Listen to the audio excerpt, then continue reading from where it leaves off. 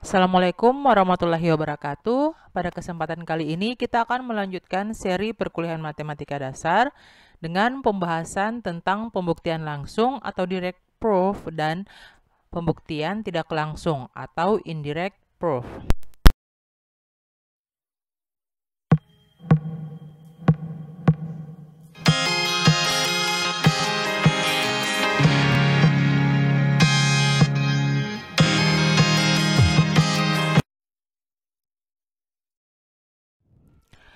Kita mulai dengan membicarakan tentang pembuktian langsung atau direct proof dan dikenal dengan bukti kondisional atau conditional proof ya. Nah, kenapa disebut sebagai bukti kondisional? Kita akan lihat penjelasannya ya. Jadi aturan bukti kondisional itu dia menegaskan hal berikut.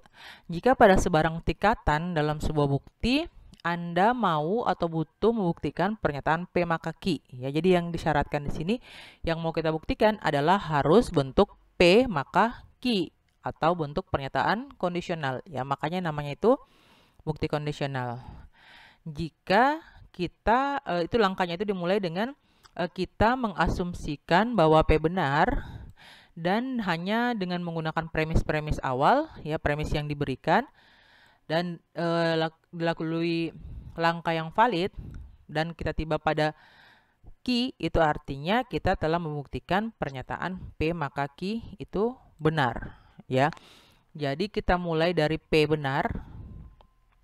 Setelah itu kita lakukan langkah-langkah valid, kita sampai pada Q ya. Itu artinya kita sudah membuktikan P maka Q ya. Jadi asumsi untuk conditional proof ini itu dia dimulai dengan P ya. Dari P kita punya P, kita turunkan sampai menjadi Q. Itu berarti kita sudah membuktikan pernyataan tersebut benar. Kita akan lihat contohnya.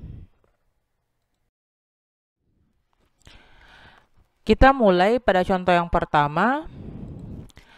Di sini kita punya premis P, premis kedua P maka negasi Q, premis ketiga Q atau S, dan kesimpulan P maka S ya. Jadi kalau kita menggunakan model menentukan kevalidan argumen yang sudah diberikan di video sebelumnya, itu kita langsung saja menurunkan menggunakan premis-premis yang kita punya. Tapi kalau kita mempunyai pembuktian langsung, kita punya aturan, kita harus mengasumsikan dari pernyataan yang ada di kesimpulan atau pernyataan yang mau kita buktikan. Makanya di sini di langkah keempat kita temukan P. P itu dia asalnya dari asumsi conditional proof ya. Jadi kita asumsikan P. Nah, maka dengan bantuan dari premis-premis yang kita sudah punya, kalau kita bisa mengarah ke S atau mengakhiri di S, berarti kita buktikan kalau P maka S itu benar. Oke. Nah, di sini dari kita sudah punya P, kita lihat ke premisnya apa yang bisa kita lakukan. Ternyata di sini di premis 2 ada P maka negasi Q ya. Kita ingat kembali pernyataannya, kalau kita punya pernyataan pertama maka pernyataan kedua, terus kita punya pernyataan pertama, berarti kita bisa menyimpulkan pernyataan kedua. Dari mana? Dari aturan modus ponens. Oke. Jadi 2 dan 4 bisa diberlakukan modus ponens, sehingga disimpulkan di 5 kita punya negasi Q. Oke. Setelah itu kita lihat lagi, negasi Q ini bisa kita operasikan dengan premis yang mana, atau bisa kita turunkan kesimpulan lain dengan premis yang mana. Ternyata di sini di premis ketiga ada Q atau S ya. Nah, ini kita menggunakan apa? Karena di sini disjungsi, kita bisa menerapkan disjungsi silogisme. Yang mana bunyinya itu adalah pernyataan pertama atau pernyataan kedua, terus kita punya negasi pernyataan pertama, maka disimpulkan pernyataan kedua. Kalau yang kita punya negasi pernyataan kedua, maka disimpulkan pernyataan pertama ya. Dari sini 3 dan 5 disjungsi silogisme kita menghasilkan S, oke? Nah, dari sini kita sudah lihat ternyata kita sudah punya P, dan dari P ini kita bisa turunkan S, sehingga kita langsung menyimpulkan berdasarkan asumsi conditional proving, berarti P maka S itu dia benar atau itu terbukti menggunakan pembuktian langsung. Oke, kita lihat lagi contoh selanjutnya. Nah, contoh yang kedua ini, premis pertamanya P dan negasi Q. Terus premis kedua R maka S. Premis ketiga P dan negasi R. Premis keempat itu, premis ketiga tadi P dan negasi R. Terus maka Z. Ya, yang mau kita simpulkan atau yang mau kita buktikan adalah negasi S maka Z. Oke, kita fokus ke sini. Nah, karena yang mau kita buktikan adalah negasi S maka negasi Z, untuk menemani premis-premis yang sudah kita punya, kita asumsikan negasi Z, negasi S ya. Negasi S dari pernyataan kesimpulannya tadi. Setelah itu kita lihat, negasi di premis itu kita punya pernyataan R maka S ya. Jadi kalau kita punya pernyataan pertama maka pernyataan kedua, terus kita punya negasi pernyataan kedua, maka kita bisa simpulkan negasi pernyataan pertama. Menggunakan aturan apa? Menggunakan aturan modus tollens. Nah, setelah itu kita lihat lagi, kita mau mengarah ke Z ya, tapi sini Z-nya belum muncul. Nah, supaya Z-nya muncul, kita harus mengoperasikan sesuatu dengan si premis yang ketiga ini ya, karena Z hanya ada di premis yang ketiga. Nah, di premis ketiga kita punya pernyataan pertama P dan negasi R. Di sini yang ada cuma P dan negasi Q. Nah, bagaimana caranya memunculkan ini? Nah, tadi kita sudah punya negasi R kan? Kita mau munculkan P berarti untuk memenuhi ini. Kita bisa memunculkan P pada pernyataan dari premis 1. Bagaimana caranya? Kita gunakan simplifikasi ya, aturan simplifikasi, yang mana kalau kita punya pernyataan disjungsi, kita bisa menghilangkan salah satu pernyataannya ya. Jadi P dan negasi Q, kita hilangkan negasi Q sehingga tersisa P. Oke, menggunakan aturan simplifikasi tadi. Setelah itu negasi R dan negasi P juga, karena dua-duanya sudah sama-sama benar, kita bisa hubungkan dengan tanda perangkai dan ya. Karena kita tahu kalau kita punya dua pernyataan yang sama-sama benar dihubungkan dengan perangkai dan, maka hasilnya pasti benar. Sehingga ini bisa kita munculkan ya. Jadi pernyataan yang ke-6 dan ke-7 bisa kita hubungkan dengan konjungsi.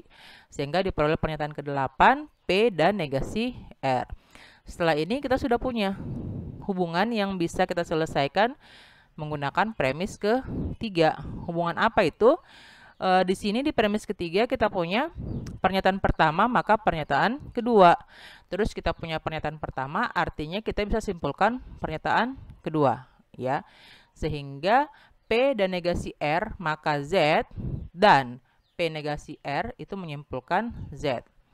Dari sini kita sudah punya dari 5 ke 9 itu negasi S dan kita temukan Z. Sehingga berdasarkan asumsi conditional proving tadi, kita bisa menunjukkan kalau negasi S maka Z itu benar. Atau kita simpulkan kalau negasi S maka Z itu dia benar. Jadi dengan pembuktian langsung, argumen ini terbukti ya. Kita lanjut ke contoh berikutnya. Di sini premis yang pertama adalah R atau S dan negasi T. Terus premis yang kedua R atau S maka U atau negasi T.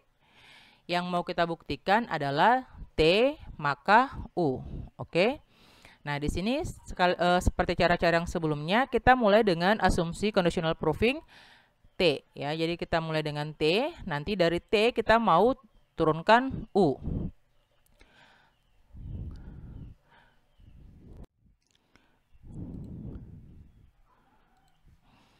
Nah, di sini di premis pertama itu kita punya pernyataan R atau S dan negasi T ya. Di sini ini masih ada dalam kurung. Nah, dari dalam kurung ini kita bisa jabarkan dengan menggunakan sifat distributif ya. Sifat distributif itu kalau R atau S dan negasi T begini, kita bisa masukkan ini ke dalam sini dan ini ke sini. Oke? Sama seperti sifat distributif pada perkalian dan penjumlahan dalam aljabar yang sudah kalian kenal. Ya, jadi R atau S ini dan R atau negasi T ini ya. Jadi kita jabarkan premis pertama itu dengan menggunakan sifat distributif. Terus, nah di sini karena pada pembuktian langsung itu yang mau kita tunjukkan di akhir itu kan pernyataan tunggal. Biasanya pernyataan tunggal ya, pernyataan yang menjadi konklusi di kesimpulannya sini, di kesimpulannya. Maka banyak dilakukan penyederhanaan. Ya, jadi misalnya kayak ini, yang 4 di sini kan kita punya pernyataan T. Kita mau apakan? Kita belum bisa langsung mengoperasikan si T ini dengan yang 4. Makanya yang 4 kita lakukan dulu simplifikasi. Ingat kembali kalau punya pernyataan dan, kita bisa lakukan simplifikasi ya. Yang pertama di sini untuk langkah yang kelima kita simplifikasi dulu yang R dan negasi R atau negasi T-nya ini kita hilangkan. Tinggal R atau S ya. Terus yang di pernyataan kedua kita komutatifkan dulu ya, kita tukar dulu posisinya ini. Karena ingat yang disimplifikasi itu yang dihilangkan adalah pernyataan kedua ya, bukan pernyataan pertamanya. Makanya ini yang 4 tidak langsung kita lakukan simplifikasi ya. Tapi kita komutatifkan dulu, jadikan yang kedua posisi kedua jadi posisi pertama, baru kita simplifikasi sehingga menghasilkan R atau negasi T ya. Nah, dari sini juga setelah kita punya pernyataan kelima dan keenam, kita lihat kita bisa apakan dengan premis sebelumnya yang belum kita operasikan. Di sini ada premis 2 ya. Ternyata premis 2 pernyataan pertamanya itu adalah R atau S dan kita punya R atau S di pernyataan kelima ya. Sehingga di langkah ketujuh kita simpulkan dari 2 dan 5 ya, 2 dan 5.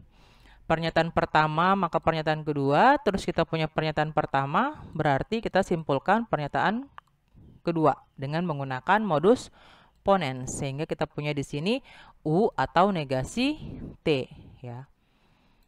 Nah, setelah itu kita sudah punya di langkah ketujuh ini kita bisa hubungkan dengan asumsi awal kita tadi, oke? Dengan si T tadi. Dengan menggunakan apa? Kita bisa menggunakan disjungtif silogisme. Tapi di sini yang disjungtif silogisme kan aturannya itu pernyataan pertama atau pernyataan kedua. Terus negasi dari pernyataan pertama kita simpulkan pernyataan kedua. Ya, jadi di sini ada komutatif dulu. Kita komutatifkan dulu ini, diputar. Terus kita terapkan disjungtif silogisme ya. Terus nanti yang berpikir, Bu, kenapa di sini negasi T, terus di sini T? Kita ingat kembali kalau negasi dari negasi T itu adalah T ya.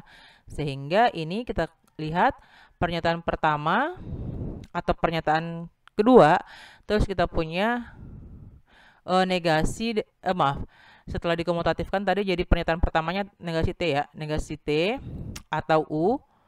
Terus kita punya negasi dari negasi T atau T, itu menyimpulkan U. Nah, dari sini kita sudah punya berdasarkan asumsi conditional proof, kita bisa turunkan U-nya. Berarti kita simpulkan kalau T maka U itu dia benar atau dia terbukti ya.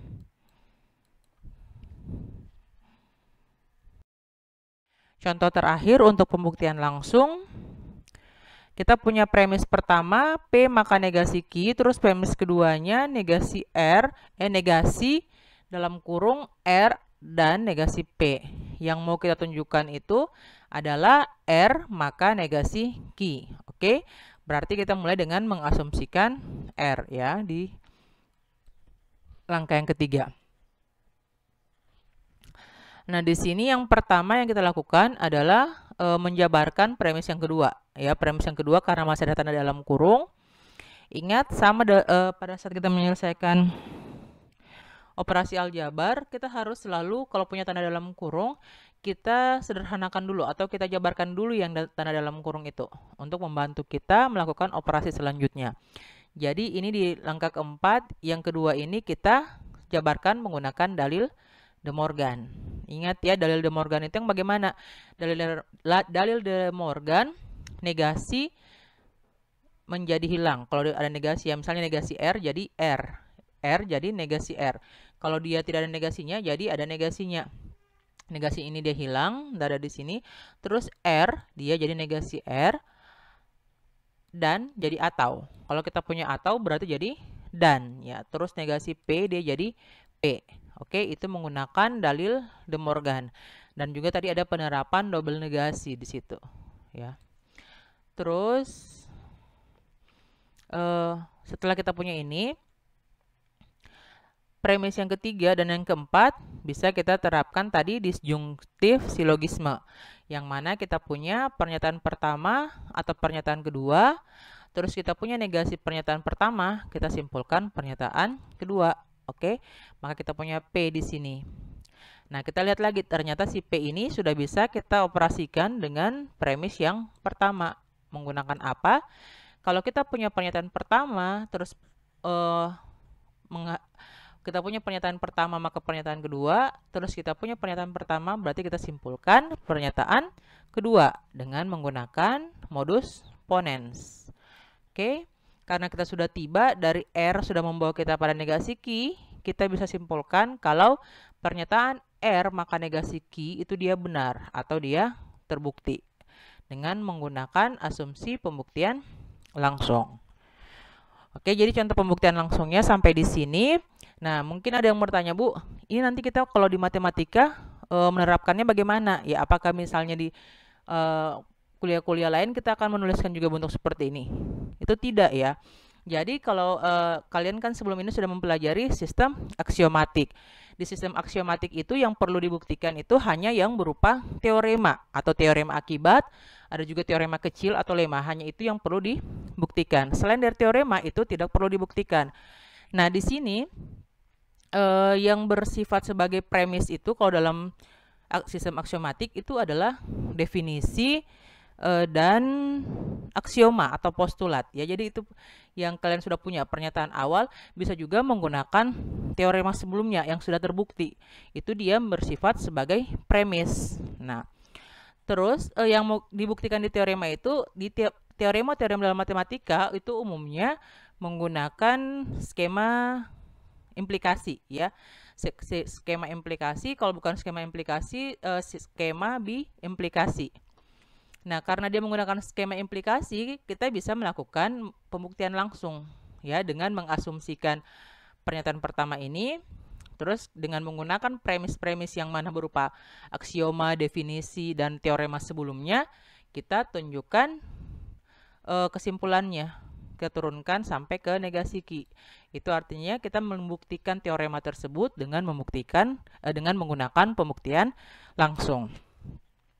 Nah, selain menggunakan pembuktian langsung, kita juga bisa menggunakan yang namanya pembuktian tidak langsung ya, atau indirect proof. Yang seperti apa? Kita lihat ya. Nah, pembuktian tidak langsung itu dapat diterapkan untuk membuktikan semua bentuk argumen. Ya, jadi berbeda dari pembuktian langsung tadi. Kalau pembuktian langsung kita hanya bisa membuktikan bentuk argumen yang mana yang mau kita buktikan itu adalah yang berbentuk kondisional atau yang berbentuk implikasi P maka Q.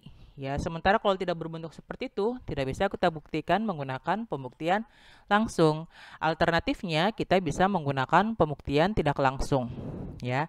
Jadi kalau model-model contoh untuk pembuktian langsung tadi bisa juga kita terapkan si pembuktian tidak langsung ini.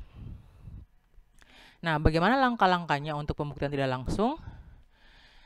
Jadi pembuktian tidak langsung itu dimulai dengan memberikan salah satu pernyataan P atau negasi P yang kita anggap benar, dan kita dapat mengasumsikan lawan dari apa yang mau kita buktikan. Ya, jadi kita asumsikan lawannya atau kebalikannya ya. Nah, jika kita mencapai suatu kontradiksi, berarti kita dapat menyimpulkan pernyataan awal kita itu atau pernyataan aslinya itu benar. Untuk lebih jelas jelasnya langkah-langkahnya itu seperti ini. Nah, misalnya kita membuktikan pernyataan P ya. Langkah pertama kita asumsikan dulu lawannya, negasi P ya. Jadi kalau misalnya yang kita buktikan negasi P, berarti yang kita asumsikan adalah P, ya, yang jelas harus lawannya. Setelah itu, kita gunakan negasi P untuk mencoba menurunkan suatu kontradiksi. Ya. Kontradiksi yang paling jelas dalam logika matematika itu seperti apa? Yang kalau kita punya R dan negasi R, ya, di mana ini R pernyataan sembarang, ya. Kalau kita punya suatu pernyataan bersamaan dia muncul dengan negasinya, berarti itu dia terjadi yang namanya kontradiksi, ya, atau pernyataan yang selalu salah. Karena itu adalah kondisi yang tidak mungkin. Nah, kalau misalnya kita bisa dari asumsinya itu kita itu menurunkan suatu kontradiksi, berarti kita bisa simpulkan kalau pernyataan aslinya kita itu adalah benar, ya. Jadi kan kita asumsikan negasi P, terus dari negasi P kita turunkan kontradiksi. Itu berarti kesimpulannya adalah P-nya yang benar, ya. Karena kalau negasi P jadi kontradiksi, seperti itu, ya. Nanti kita akan lihat di contoh. Nah, makanya kalau misalnya tadi asumsi untuk conditional proving-nya itu dimulai dari P, terus kita turunkan Q. Kalau untuk indirect proof-nya itu dia kita asumsikan lawan, ya, negasinya, negasi P-nya. Oke, kita lihat contoh. Contoh pertama, di sini kita punya dua pernyataan, dua premis. Yang pertama P atau dalam kurung Q dan R. Terus pernyataan kedua, jika P maka R, yang mau kita simpulkan adalah R. Artinya apa? Karena kita membuktikan R, dengan menggunakan pembuktian tidak langsung, kita asumsikan negasinya atau lawannya, ya. Jadi di sini di langkah ketiga muncul asumsi negasi R, ya. Setelah itu, kita bisa operasikan yang kedua dengan premis kedua tadi dengan ini. Dengan yang ketiga, menggunakan modus tollens. Yang mana kalau modus tollens, pernyataan pertama maka pernyataan kedua, terus kita punya negasi pernyataan kedua, kita simpulkan negasi pernyataan pertama. Ya, di sini tuh dia jadi negasi P. Setelah itu, yang ke satu, premis satu dengan yang keempat, itu bisa kita operasikan menggunakan disjungtif silogisme. Ya, karena di sini pakai atau, terus kita punya negasi dari pernyataan pertamanya. Menggunakan disjungtif silogisme, kita simpulkan pernyataan keduanya, atau Q dan R. Setelah itu, di sini ternyata kan kita punya negasi R. Terus, kita bisa dari pernyataan ini, kita bisa munculkan kontradiksinya dengan mengeluarkan R dari sini, ya. Artinya kalau R yang kita mau keluarkan, kita harus hilangkan Q. Bagaimana caranya? Kita bisa gunakan simplifikasi. Ya, tapi sekali lagi simplifikasi itu yang harus dihilangkan adalah pernyataan kedua. Sementara di sini R pernyataan kedua, makanya kita harus komutatifkan dulu. Pindah R ke jadi pernyataan pertama, terus kita hilangkan Q, sehingga di sini sisa R. Nah, dari sini ternyata kita sudah punya dari 3 dan 6 itu, dan kita hubungkan menggunakan konjungsi, dan kita dapatkan R dan negasi R, yang mana ini merupakan kontradiksi. Ya, kontradiksi artinya apa? Artinya asumsi kita ini salah. Kalau ini salah, kalau negasi R-nya salah, berarti yang benar itu harus R. Atau pembuktian kita terbukti. Ya, kalau R-nya itu adalah pernyataan yang benar. Di contoh yang kedua ini kita punya dua premis, ya. Premis yang pertama, jika P maka negasi Q. Premis yang kedua, negasi dari R dan negasi P. Yang mau kita buktikan adalah R maka negasi Q. Oke, dengan menggunakan pembuktian tidak langsung, maka kita akan memulai dengan mengasumsikan negasi dari apa yang mau kita buktikan ini tadi, ya. Jadi kita dapatkan negasi dari R maka negasi Q. Oke, pernyataan ini bisa kita ubah bentuknya menjadi bentuk disjungsi, ya, menggunakan aturan implikasi yang kita sudah tahu. Kalau kita punya P maka Q itu ekuivalen dengan negasi P atau Q, ya. Sehingga di sini R menjadi negasi R, terus atau negasi Q-nya tetap. Setelah itu, karena ini masih dalam bentuk dalam kurung, terus di luarnya ada tanda negasi, kita bisa sederhanakan dulu menggunakan dalil De Morgan, ya. Dalil De Morgan yang punya negasi dia jadi hilang, yang tidak ada negasinya jadi ada negasinya. Terus dan jadi atau dan sebaliknya.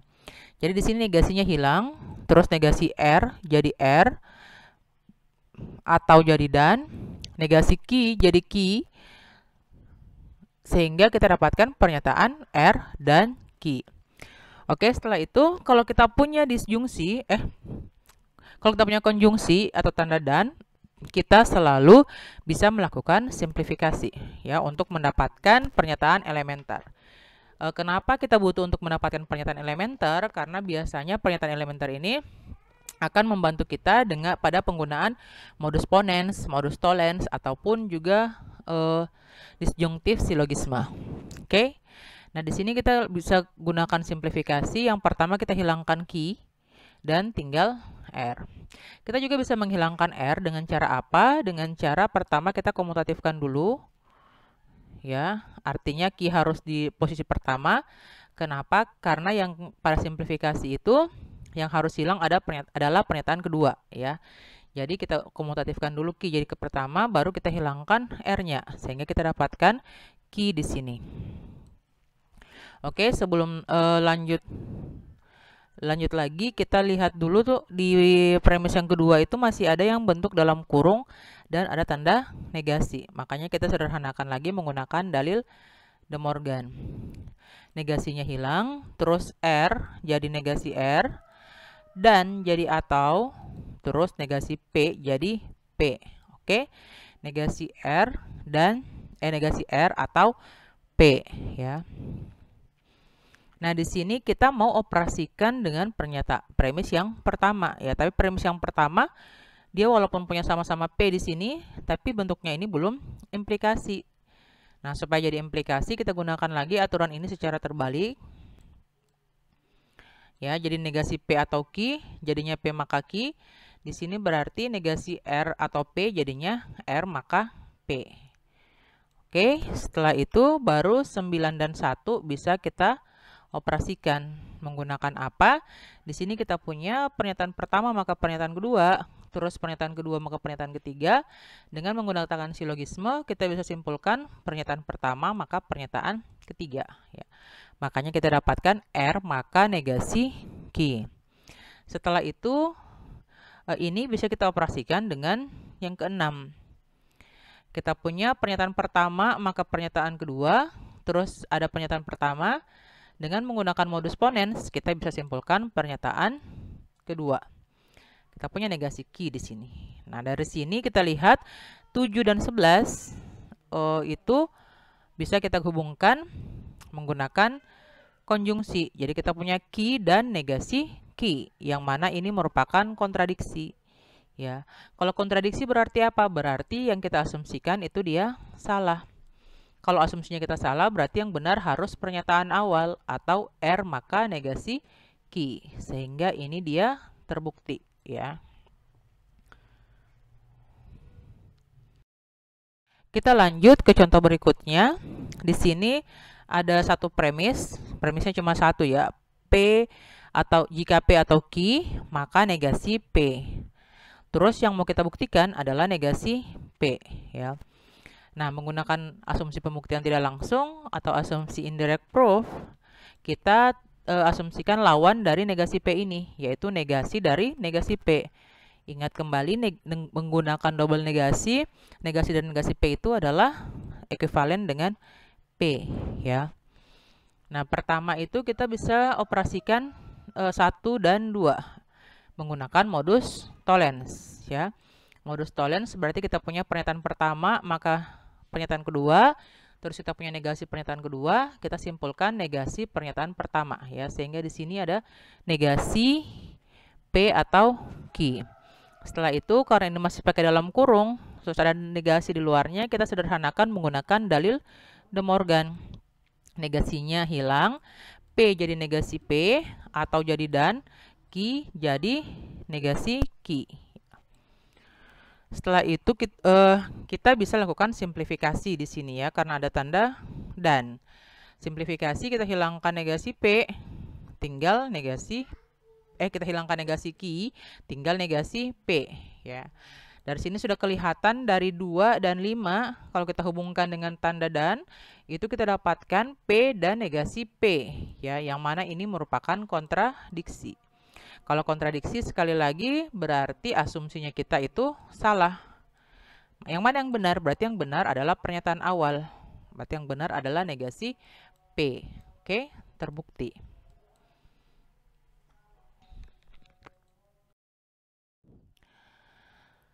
Nah, di sini kita punya 3 pernyataan. Cukup panjang ya, tapi ini untuk melatih pola pikirnya kalian dalam proses pembuktian langsung dan tidak langsung ini.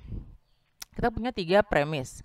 Premis 1 itu dalam kurung P atau Q, maka R dalam kurung R dan S. Atau jika P atau Q, maka R dan S. Terus yang kedua, premis kedua, jika S atau T, maka W. Dan premis yang terakhir, P atau S. Yang mau kita tunjukkan adalah W yang mau kita buktikan. Dengan menggunakan aturan tidak langsung, pembuktian tidak langsung, yang kita asumsikan adalah negasi W ya. Setelah itu kita bisa operasikan premis kedua dengan negasi W ini. Dengan menggunakan apa? Menggunakan modus tollens ya, modus tollens. Sehingga di sini kita dapatkan negasi dari pernyataan pertamanya, berarti negasi dari S atau T. Hilangkan dalam kurung pada pernyataan ini yang kelima dengan menggunakan dalil De Morgan. Negasinya hilang, S jadi negasi S, atau jadi dan, T jadi negasi T. Oke, di sini bentuknya konjungsi atau dan, kita bisa gunakan aturan simplifikasi. Oke, simplifikasi, hilangkan negasi T-nya, sisa negasi S. Kita juga bisa menerapkan simplifikasi dengan menghilangkan negasi S dengan cara kita lakukan dulu komutatif. Sehingga negasi T berada pada posisi pertama. Setelah itu baru kita simplifikasi. Hilangkan negasi S-nya, tinggal negasi T. Lanjut ke pernyataan ketiga. Mana pernyataan ketiga? Oh, premis ketiga ya. Kita dari premis ketiga kita hubungkan dengan pernyataan yang ketujuh ini. Menggunakan apa? Menggunakan disjungtif silogisme. Karena atau ya. Terus kita punya disjungtif silogisme itu kalau kita punya pernyataan pertama atau pernyataan kedua, terus kita punya negasi dari pernyataan kedua, berarti kita simpulkan pernyataan pertama. Makanya di sini sisa P. Terus apalagi yang belum kita selesaikan? Oh iya, ini premis satunya ya. Premis 1 kita belum operasikan karena dia di sini cukup panjang premisnya dan dia butuh pernyataan P atau Q atau pernyataan R dan S ya. Dari mana kita bisa dapatkan dua pernyataan ini? Nah, di sini tadi kita punya P ya. Ingat kalau kita punya satu pernyataan elementer atau pernyataan tunggal, kita bisa gunakan disjungsi atau terus kita gunakan aturan addition atau penambahan, di mana kita bisa menambahkan si P ini dengan sebarang pernyataan yang kita butuhkan. Karena kita tahu kalau disjungsi itu apapun nilai P-nya, kalau apapun jika P-nya sudah bernilai benar, ya di sini kita punya P-nya bernilai benar, apapun nilai Q-nya, maka P atau Q akan bernilai benar, ya mau Q-nya salah atau Q-nya benar. Makanya dia dibenarkan menggunakan addition. Nah, di sini kita tambahkan Q ya, karena kita butuh pernyataan P atau Q tadi. Kita tambahkan Q di sini, setelah itu baru kita operasikan, ya. Kita operasikan dengan ini. Menggunakan apa? Menggunakan modus ponens ya, modus ponens. Pernyataan pertama maka pernyataan kedua. Kita punya pernyataan pertama, kita simpulkan pernyataan kedua. Makanya di sini kita dapatkan R dan S. Oke, setelah itu ini bisa kita hilangkan ya. Kita hilangkan karena kenapa? Kita di sini sudah punya negasi S ya. Kita bisa harapkan memunculkan kontradiksi dengan memunculkan S. Sehingga kita perlu hilangkan R dengan cara simplifikasi, tapi sebelumnya harus dikomutatifkan dulu. Karena sekali lagi simplifikasi itu yang dihilangkan adalah pernyataan kedua. Ya, makanya kita komutatif dulu. S-nya jadi posisi pertama, baru kita hilangkan R, tinggal S. Oke. Setelah itu dari 7 dan 12 kita lakukan konjungsi, gunakan konjungsi ya. Sehingga didapatkan S dan negasi S, yang mana ini merupakan kontradiksi. Kontradiksi berarti asumsi atau pengendalian kita itu salah. Berarti harus yang benar adalah pernyataan awal atau W-nya. Oke, terbukti. Nah, demikianlah tadi penjelasan saya tentang aturan pembuktian langsung dan tidak langsung ya. Nanti di video berikutnya kita akan lihat bagaimana penerapannya yang lebih konkret. Kalau tadi hanya menggunakan kalimat-kalimat logika, kita akan melihat bagaimana pembuktiannya yang lebih konkret dalam dunia nyata di pembahasan video selanjutnya. Semoga mudah dipahami. Jika ada yang kurang dimengerti, silakan ditanyakan di kolom komentar atau bisa menghubungi saya langsung ke email. Terima kasih. Assalamualaikum warahmatullahi wabarakatuh.